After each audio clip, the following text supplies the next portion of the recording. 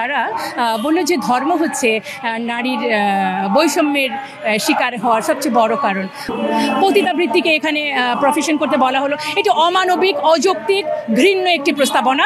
ধর্মের বাইরে কোনো কিছুই নাই, যে কোনো ধর্মের বাইরে থাকবে সেটি ধ্বংস হয়ে যেতে বাধ্য। আসলে সুপারিশগুলো বাতিলের কথা বলার আগে তো যে কমিশন এই সুপারিশগুলো উত্থাপন করলেন তাদের বিষয়ে বলা উচিত। যে সদস্যগণ ছিলেন তারা আসলে বাংলাদেশি আপামর নারী সংখ্যার কত পার্সেন্টের রিপ্রেজেন্টেশন করে। খুব মুষ্টিমেয় কিছু সংখ্যক নারীর রিপ্রেজেন্টেটিভ যদি কোনো সুপারিশ দেন সেটি তো আসলে অ্যাকসেপ্টেড হওয়ার কোনো কারণ নেই, এটাই স্বাভাবিক। আর দ্বিতীয় কথা হচ্ছে যে তাদের যে সদস্য যারা ছিলেন সেখানেও কিন্তু কোনো ধর্মেরই কোনো স্কলার ছিলেন না, এবং তারা এটিকে মনে করছেন এটির কোনো প্রয়োজনও নেই।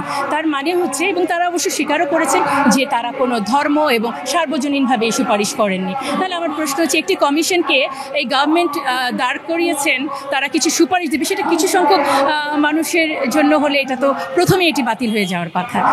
আর সুপারিশ যদি বলি যে দেখেন, তারা বলল যে ধর্ম হচ্ছে নারীর বৈষম্যের শিকার হওয়ার সবচেয়ে বড় কারণ।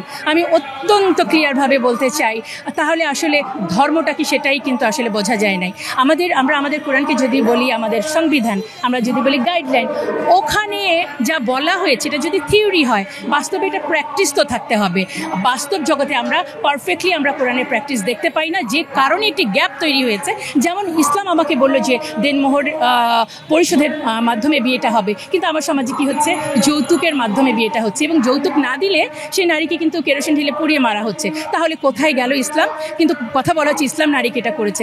ইসলাম নারীকে 2:1 সম্পদ, যেটা ভাই এবং বোনের মধ্যে কম হয়। দেখেন, আমরা সম অধিকার চাই। অধিকারের সাথে পলিটিক্যাল সায়েন্স বলে যে অধিকার এবং কর্তব্য হচ্ছে পারস্পরিক সম্পর্কযুক্ত।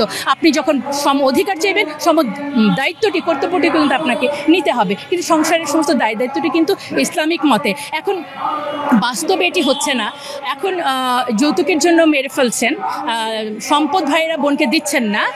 এটির জন্য কি দায়ী আসলে আমার ইসলাম ধর্ম, নাকি আপনারা নিজেরা, আমার সমাজ ব্যবস্থা? সুতরাং আমরা যেন আমার অবস্থান ইসলামের পক্ষে। ইসলাম একটা থিওরি, এটার প্র্যাকটিসটাকে পারফেক্টভাবে যদি না করা হয়, দোষ কোনো ধর্মের না, আমরা যারা প্র্যাকটিস করছি সেখানের। সুতরাং এই থিওরি প্র্যাকটিস গ্যাপের জন্য নারীদেরকে এভাবে একতরফা একটি কারণকে দায়ী করা যায় না। এবং পতিতাবৃত্তিকে এখানে প্রফেশন করতে বলা হলো, এটি অমানবিক, অযৌক্তিক, ঘৃণ্য একটি প্রস্তাবনা।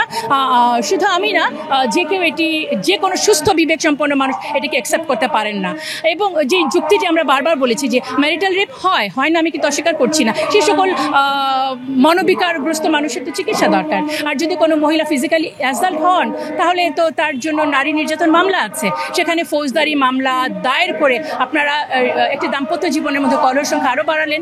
তারপর শিক্ষা ব্যবস্থাটিকেও কিন্তু আপনারা ধ্বংসের দিকে নিয়ে যাওয়ার প্রস্তাবনা করলেন।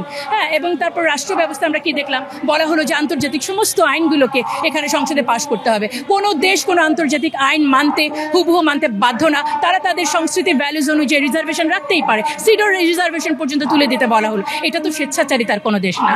সুতরাং আমরা বলতে চাই যে যারা এই দেশের সাধারণ মানুষের সমাজ ব্যবস্থার ভ্যালুজের কোনো ধর্মকে, এবং বলেছে অভিন্ন পারিবারিক ব্যবস্থা, অভিন্ন ধর্ম ব্যবস্থা, এগুলো একটা ভেগ শব্দ দিয়ে যে প্রস্তাবনা দিয়েছেন, এটি একটি দেশ, সমাজ, রাষ্ট্র ধ্বংস হয়ে যাওয়ার জন্য এবং পাশ্চাত্য আমরা যেই পলিটিক্সের শিকার হই সেটি বাস্তবায়নের জন্য যথেষ্ট। সুতরাং এর আমরা আসলে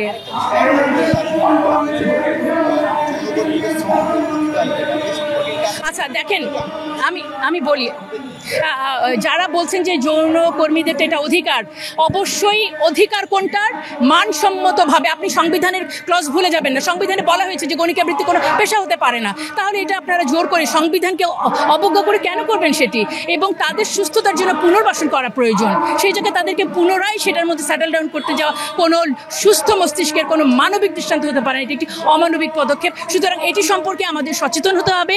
এবং আমরা যারা এটার সাথে ধর্মকে সম্পৃক্ত করছি, যারা বলছেন যে সব কিছুর মধ্যে ধর্ম যায় না, আমি অত্যন্ত বলতে চাই, ধর্মের বাইরে কোনো কিছুই নাই। যে কোনো ধর্মের বাইরে থাকবে সেটি ধ্বংস হয়ে যেতে বাধ্য। সুতরাং ধর্ম এবং রাষ্ট্রকে যারা আলাদা করতে চাচ্ছেন, যারা ধর্ম এবং জীবন ব্যবস্থাকে আলাদা করতে চাচ্ছেন, তাদের সাথে আসলে এই সমাজ ব্যবস্থাটা হয়তো যাবে না। এটা পাশ্চাত্যে হতে পারে। সুতরাং আমরা পাশ্চাত্যে সেই প্রেসক্রিপশনটা অত্যন্ত বিনয়ের সাথেই আমরা এটি আমরা কি বলছি, এটাকে আমরা মেনে নিচ্ছি না, এবং নতুনভাবে সার্বজনীনভাবে যেন নারী উন্নয়নের জন্য পদক্ষেপ নেওয়া হয়, সেটির জন্য ধন্যবাদ জানাচ্ছি।